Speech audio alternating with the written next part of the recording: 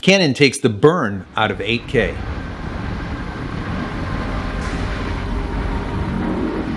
Hey everybody, welcome back to the channel. Thank you so much for once again joining me for tea time. Today we have a little bit of fireside. I love that smokiness of the lap song, guys. So good. I hope you're joining me with your cup of tea, cup of coffee, maybe something harder, as I always say. Today we're going to be getting into a brand new camera that will be coming out very soon. I'll give you the specs on it, and I'm going to tell you about how Canon is going to use this as a means of cutting the burn out of 8K. And it's kind of interesting. It is an interesting camera. So we're going to get into that in just a second. But before we do, if you haven't donated to the fundraiser as of yet, do so. I started about 11 days ago. As you can tell, it's No Shave November. It's all about men's health and men's health awareness. So this entire month, we are not going to be shaving. We're putting down the razor, contributing all money to the fundraiser. This is all about prostate cancer, testicular cancer, mental health issues, suicide. Well, all of the proceeds to this are going to go to a really good organization, an organization of my choice. And that organization is St. Jude's Research Children's Hospital. They specialize in cancer research. The funds will be given to the children. I absolutely love St. Jude's Hospital because not only do they treat the children, but they treat the family. There's no charge for the treatment nor for the room and board of the family that are staying with the child. I absolutely love that. I think it's awesome.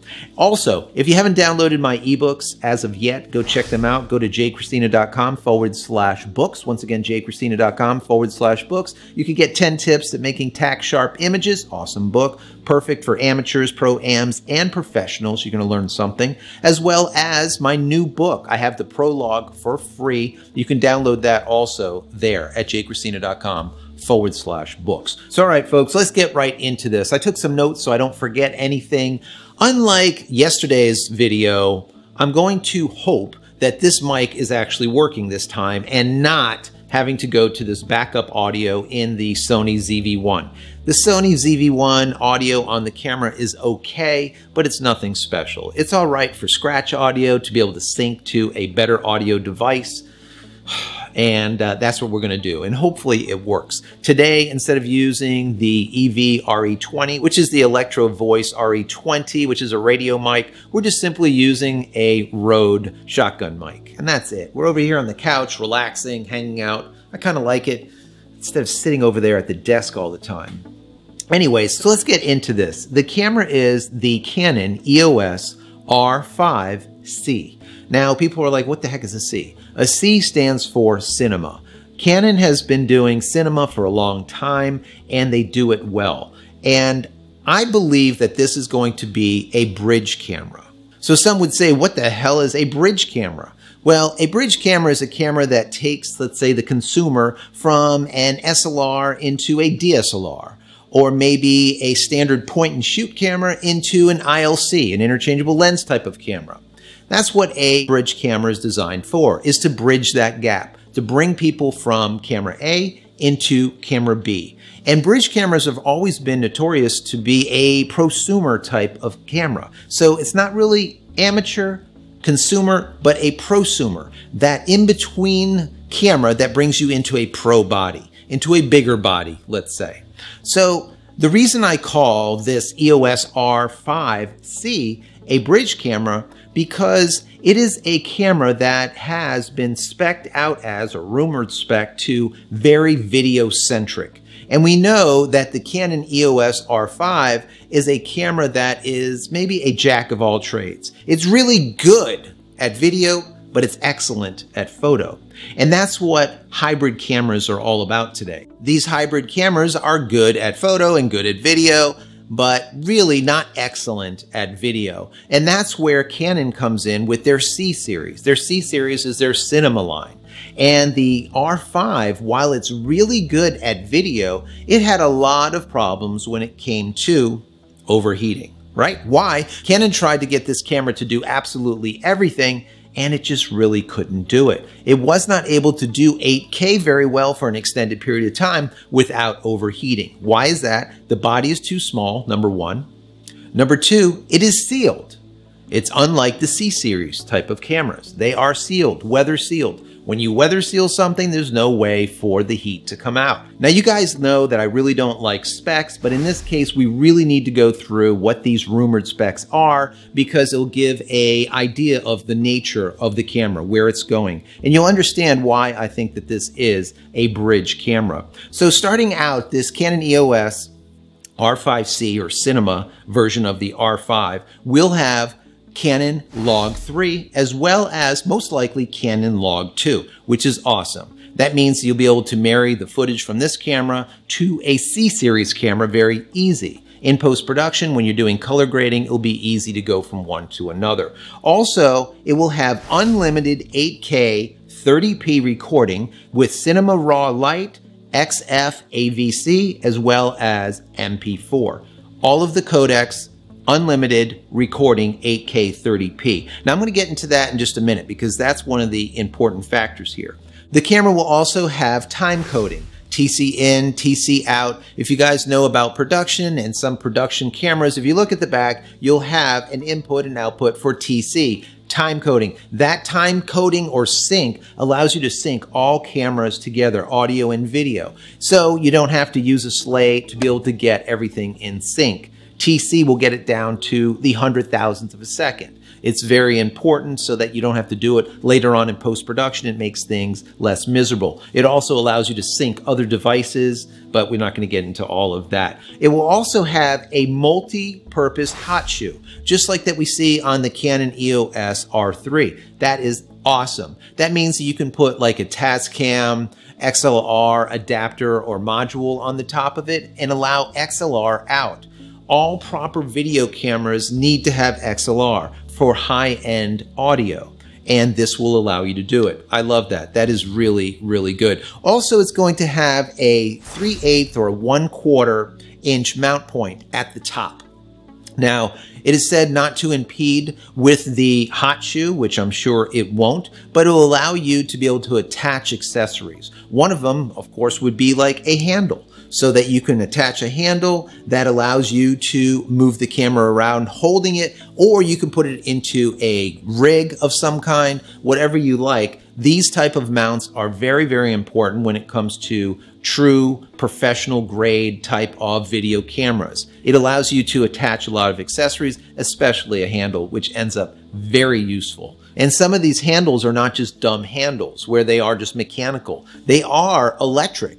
And they will allow you to put, let's say, XLRs into them, as well as be able to pull focus or be able to rack in and out, zoom in and out. So I like that the camera will have a 3/8 or a 1/4 at the top of it. It will be useful. Also, which is really nice, is it's going to have a full-size HDMI port instead of having a mini port. Full-size HDMI port allows you to run full speed through the thing. You could use it for a lot of different things. I personally like it for using it for a monitor, to be able to monitor what's going on without having to impede the SDI signal. And that's another thing that this camera might have, is an SDI out. Now, an SDI out allows us to either feed to a monitor like an HDMI, or we can use that to send the raw video into the control room or maybe into a recorder, whatever. And then later on in post-production, use that and then use the video that we capture internal to the camera as scratch video. So there's a lot that you can do with an SDI, and I believe this is going to have it, which is really nice. Now, the one big thing, and the thing that we're talking about with the title of this video, is that we're no longer going to have to worry about heat. The reason being is it's going to have active cooling. Now, if you don't know what that is, basically it is a means of having an inlet, a fan, and then an exhaust. So you're pulling cool air into the body, blowing it with the fan over the internals, over obviously the sensor and everything else, and then exhausting it out through an exhaust port. This allows the camera to run 8K, 30p all day long without having to worry about overheating. That is a big deal. And that's the exact reason why I use the Canon C series for a lot of my professional video work. C100, 200, a C300, 500, or even a 700. For me, I use a lot of the C300s as well as the 500s. But it allows you to do everything that I just listed And it never overheats because it has the active cooling. This, once again, is very important when you're building something that is video-centric. So as we can see here, this will be a bridge camera that will bring people from a R into a C. So that if they want video, instead of going with an R, whereas you're going to have really great photo and let's say really good video, you're going to get okay photo, but excellent video with the C series. And that is where I think this sits in the Canon lineup as that bridge between the R and the C. I think that is a smart thing to do, and I think that's why they're going to bring this out. Now, on production, on set, I use, for example, a Panasonic EVA 1. We shoot a bunch of them, but there's no real autofocus. Panasonic is just absolutely horrendous when it comes to autofocus, so you can't really tap the focus or anything. It's just hunting and pulsating, and it's just a hot mess. Whereas with the Canon C series, you don't have that. If you need to use its dual pixel AF, dual pixel autofocus, that really works. It's dead on. Locks into eyes, locks into the subject, be able to tap on the subject, it sticks to it like glue. You can use it that way. Now, most of the time in production, we're not.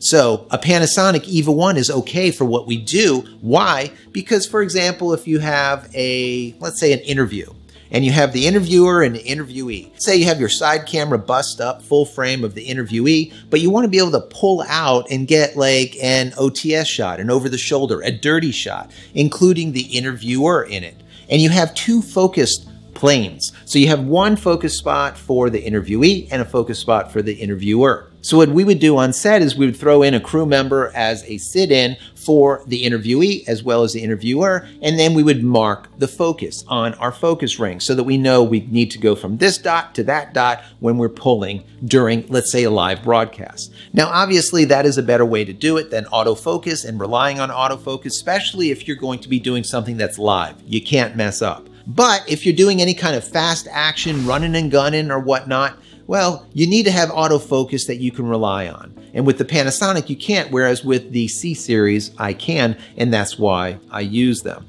So for context, if you were to buy a brand new Canon EOS C100 Mark II today, it's going to set you back around $2,600. It's a really good inroad to the C series line, right?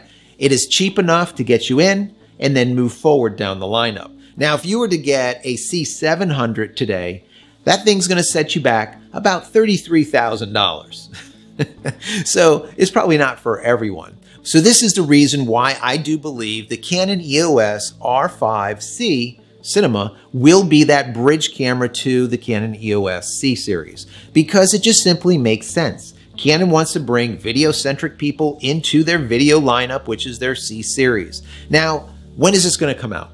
Originally, when I first heard about this, it was supposed to come out right around NAB, the National Association of Broadcasters. So that was going to be held, I believe, in Las Vegas around October of this year, 2021. It didn't happen. So chances are, I would have to speculate this camera will come out first half of 2022. So don't hold me to it, but that's what I think will happen. Canon is a company that likes to announce things and then actually be able to put them out within a few months. Not 6 months, not even longer, right? So they want to announce and put it out within a month. Announce, put it out within 60 days. Whatever the case is, that's how they do business. So anyways, what do you think about the Canon EOS R5c? The possibilities of it. Is it something that you would be interested in? How much do you think it would cost? We know how much a Canon EOS R5 is. How much would the Canon EOS R5c be, where it is that video-centric camera? What do you think? I want to know from you. I really don't know. So I hope you've enjoyed this video. If you have, please throw it a thumbs up. Tell your friends about it. Tell your friends about the channel. Let's grow this damn thing. It's taken forever. I'm working hard, guys. I'm working for you. I hope you like it. Once again, throw it a thumbs up. If you haven't subscribed yet, please subscribe. Click this little bell icon over here so when I go live or when a new video comes out, you will be notified of it immediately. And finally, head over to my website, JCristina.com, where you can find all the products that I've invented over the years for you.